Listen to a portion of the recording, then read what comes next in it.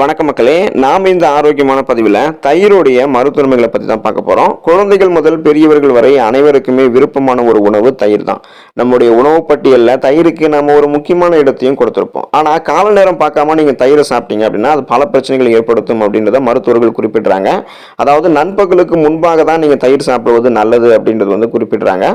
தயிரை எந்த நேரத்தில் சாப்பிட்டா அது ஆபத்து, தயிரை சூடுபடுத்தி சாப்பிடலாமா வேணாமா, தயிரில் இருக்கக்கூடிய மருத்துவ நன்மைகள்லாம் என்னென்ன, தயிரை எந்தெந்த நேரத்துலலாம் சாப்பிடணும் அப்படின்றத பற்றி நம்ம தெளிவாக பார்ப்போம். அதை பற்றி பார்க்குறதுக்கு முன்னாடி இந்த வீடியோவுக்கு ஒரு லைக் கொடுத்துட்டு இந்த தகவலை உங்களுக்கு தெரிஞ்சவங்களுக்கும் ஷேர் பண்ணிவிடுங்க.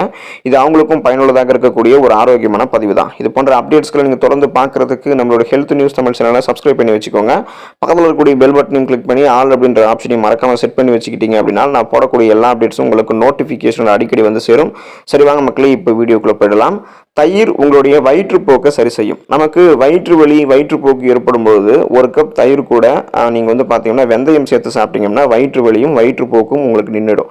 சில சமயங்களில் உணவில் காரம் அதிகமாக சேர்ந்துச்சு அப்படின்னா காரத்தின் மூலமாக ஏற்படக்கூடிய வயிற்று வலி வயிற்றெரிச்சலை கூட தயிர் உங்களுக்கு பார்த்தீங்கன்னா தணிச்சிடும். ஸோ தயிர் நீங்கள் வயிற்று வலி சரியாகிறதுக்கு வயிற்றுப்போக்கு சரியாகிறதுக்கு எடுத்துக்கலாம்.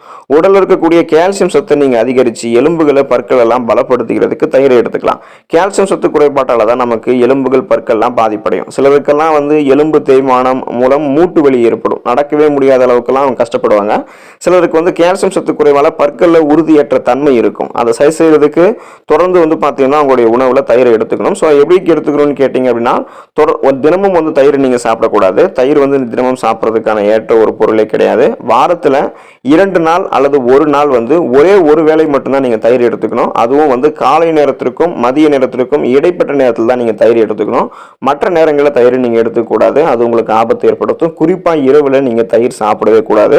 சருமம் அழகு பெறுவதற்கு தயிரை நீங்க உங்களுடைய உணவுகளில் சேர்த்துக்கலாம். சிலருக்கு சருமம் வறட்சி நிலையோட கலை இழந்து காணப்படும். அவங்கெல்லாம் ஒரு கப் தயிர் கூட எலுமிச்சை ஜூஸ் சேர்த்து முகத்தை மசாஜ் செஞ்சு 20 நிமிடம் கழித்து கழுவுனீங்க அப்படின்னா முகம் உங்களுக்கு மெருகேறும். வாரத்தில் நீங்கள் 2 முறை தயிர் தொடர்ந்து இந்த மாதிரி நீங்கள் யூஸ் பண்ணிக்கிட்டு இருந்தீங்க அப்படின்னா இதனால முகத்தில் இருக்கக்கூடிய சுருக்கங்கள் மறைஞ்சு உங்களுடைய முகம் பொலிவு பெறும்.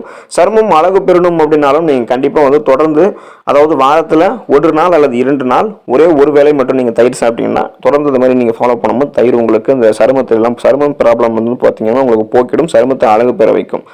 பொடுகு தொல்லை நீங்கும். நீங்கள் தயிரை எடுத்துக்கொள்ளும் போது நம் தலையில் இருக்கக்கூடிய பொடுகு நீங்கிறதுக்கு தயிர் ஒரு சிறந்த மருந்தாகும். முடியினுடைய வேறு பகுதிகளில் நன்றாக படும்படி தயிரை நீங்கள் தடவி மசாஜ் செஞ்சதுக்கு அப்புறம் தலைக்கு குளிச்சு வந்தீங்க அப்படின்னா பொடுகு தொல்லை உங்களுக்கு நிரந்தரமாக நீங்கிடும். ஸோ அந்த ப்ராப்ளம் மறுபடியும் உங்களுக்கு வராது. தயிரில் இருக்கக்கூடிய பூஞ்சை எதிர்ப்பு சக்தி தான் இதுக்கு காரணம். நீங்கள் தலையில் தேய்க்கக்கூடிய தயிர் வச்சுருக்கீங்க வச்சிங்களேன், ஸோ அது புளிப்பாக இருந்துச்சு அப்படின்னா முடி மிகவும் மிருதுவாக ஆகிடும், சாஃப்ட் ஆகிடும். தயிரானது புளிக்காமல் இருக்கிறதுக்கு பார்த்தீங்கன்னா சிறிய துண்டு தேங்காயை, அதாவது ஒரு சின்ன தேங்காய் பீஸ் அதில் நீங்கள் போட்டு வைக்கணும். ஸோ இதனால் 2-3 நாட்கள் கூட தயிர் புளிக்காமல் இருக்கும். ஸோ இதையும் நீங்கள் ஃபாலோ பண்ணிக்கலாம். உடல் எடையை நீங்கள் ஆரோக்கியமான முறையில் எந்த விதமான சைடு எஃபெக்டும் இல்லாமல் குறைக்கிறதுக்கு தயிர் உங்களுடைய உணவுகளை சேர்த்துக்கலாம். உடல் எடையை குறைக்கிறதுக்கு தயிர் ஒரு சிறந்த மருந்தாக இருக்கு. நம்முடைய உடலில் சுரக்கக்கூடிய ஹார்மோன் சுரப்புகள் சமமாக சுரக்கலை அப்படின்னா கூட நமக்கு உடல் பருமன் ப்ராப்ளம் ஏற்படும். ஸோ ஹார்மோன் சுரப்புகளை தயிர் தான் கண்ட்ரோல் பண்ணி சீராக்கும். ஸோ அதை நீங்கள் கரெக்டாக வச்சுக்கிட்டாலே உங்களுடைய உடல் எடையை ஆரோக்கியமான முறையில் எந்த விதமான சைடு எஃபெக்டும் இல்லாமல் குறைக்கலாம். அதுக்கு நீங்கள் தயிரை சேர்த்துக்கோங்க. மன அழுத்தம் நீங்கும். நீங்கள் தயிரை சாப்பிடும்போது ஸ்ட்ரெஸ் டென்ஷன் ப்ராப்ளத்தில் நீங்கள் க்யூர் பண்ணிக்கலாம். உடலில் இருக்கக்கூடிய சூடு உங்களுக்கு குறைஞ்சி குளிர்ச்சி உணவை நீங்கள் குளிர்ச்சி ஃபீல், அதாவது குளிர்ச்சி உணர்வை நீங்கள் பெற்றாலே நல்ல ஆரோக்கியம் உங்களுக்கு கிடைக்கும் அப்படின்றது அர்த்தம். ஸோ உடல் நலம் உங்களுக்கு சீராயிடும். அப்போ இதனால உங்களுக்கு இந்த ஸ்ட்ரெஸ் டென்ஷன் மன அழுத்தம் படபடப்பு இதெல்லாமே தானாகவே குறைஞ்சி காலப்போக்கில் தெளிவான சிந்தனையும் மன அமைதியும் உங்களுக்கு கிடைக்கும். ஸோ அதுக்கு நீங்கள் உடல் சூடை குறைக்கணும்னா கண்டிப்பாக தயிரை எடுத்துக்கோங்க. மூல நோய் சரி செய்யப்படும் நீங்கள் தயிரை எடுத்துக்கொள்ளும் போது. மூல நோயால் கஷ்டப்பட்டு வருபவர்களுக்கு தயிர் ஒரு சிறந்த மருந்தாக பயன்படுகிறது. தயிரோட இஞ்சியை சேர்த்து நீங்க சாப்பிட்டீங்க அப்படின்னா இந்த மூல நோய்க்கான நல்ல பலன் உங்களுக்கு கிடைக்கும் அப்படின்றத ஆராய்ச்சியில கண்டுபிடிச்சிருக்காங்க. மாதவிடாய் சமயங்கள்ல நீங்க தயிர் சாப்பிடுவது ரொம்பவே நல்லது. பெண்களுக்கு இந்த மாதவிடாய் சமயங்கள்ல வயிறு சம்பந்தமான பிரச்சனைகளும் வயிற்று வலியும் அதிகமாகவே இருக்கும். இதை சரி செய்யறதுக்கு அந்த சமயத்துல தயிர் சாதத்தை சேர்த்து நீங்க சாப்பிடலாம். ஸோ அதையும் நீங்க வாரத்துல ஒரு நாள் அல்லது 2 நாள் தான் வந்து நீங்கள் அதை சாப்பிடணும். அதுவும் ஒரு வேளை சாப்பிடணும். இது தவிர நீங்கள் ஈஸ்ட் தொற்று நோயால் பாதிக்கப்படக்கூடிய பெண்கள் கூட தயிர் சாப்பிட்டு வந்தால் நல்ல அந்த பிரச்சனையிலேருந்து விடுபடலாம். இதயத்திற்கு பலம் சேர்க்கும் தயிர். கொலஸ்ட்ரால் அளவில் வந்து கட்டுப்பாடாக நீங்கள் வச்சுருந்தீங்க அப்படின்னா நம்மளுடைய இதயம் ஆரோக்கியமாக இருக்கும்.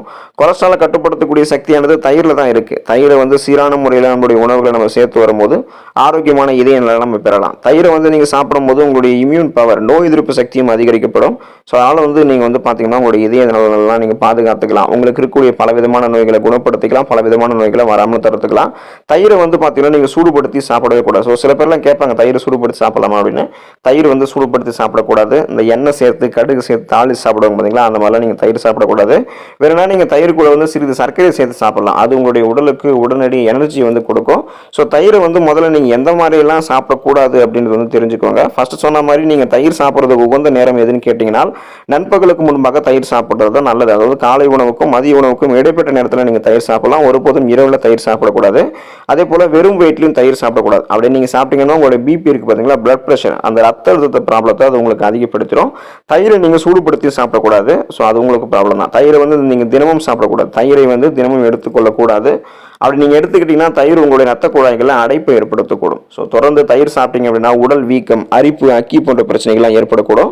தயிர் சாப்பிடுவதன் மூலம் உடலில் தேவையற்ற கொழுப்புகள் அதிகமாக சேர்வதால் ரத்த குழாய்களில் அடைப்பு, சர்க்கரை நோய், அதாவது சுகர் ப்ராப்ளம் போன்ற பிரச்சனைகள்லாம் உருவாகும். எனவே நீங்கள் தினமும் தயிர் சாப்பிட்றத தவிர்க்கணும். ஸோ அந்த மாதிரி ப்ராப்ளத்தை நீங்கள் க்யூர் பண்ணிக்கிறதுக்கு வாரத்தில் 2 அல்லது 3 நாட்கள் அல்லது ஒரு நாளோ அல்லது 2 நாளோ வந்து ஒரே ஒரு வேளை மட்டும் நீங்கள் தயிர் சாப்பிட்டீங்கன்னா எந்த விதமான பிரச்சனையுமே உங்களுக்கு கிடையாது. ஸோ தயிரோடு நீங்கள் சேர்த்துக்கொள்ளாத கூடாத உணவுகளை நீங்கள் தெரிஞ்சுக்கணும். மாம்பழம், வெங்காயம், அப்புறம் மீன், இது போன்ற பொருட்கள் எல்லாம், அப்புறம் இந்த ஆயில் ஃபுட்ஸ் இதெல்லாம் நீங்கள் தயிர் கூட சேர்த்து சாப்பிடவே கூடாது. இப்போ வந்து சில பேர்லாம் வந்து வெங்காயத்தை தயிர் கூட சேர்த்து சாப்பிடுவாங்க. வெங்காய பச்சடி, ரைதா அப்படின்னு சொல்லுவாங்க. அது மாதிரிலாம் நீங்கள் எடுத்துக்கூடாது. அது வந்து பார்த்தீங்கன்னா உங்களுடைய உடலுக்கு வந்து இந்த மாதிரி சருமம் சார்ந்த பிரச்சனைகளை ஏற்படுத்தும். ஏன்னா வெங்காயம் வந்து உங்களுக்கு சூடு நிறைந்த பொருள், தயிர் வந்து குளிர்ச்சி நிறைந்த பொருள்.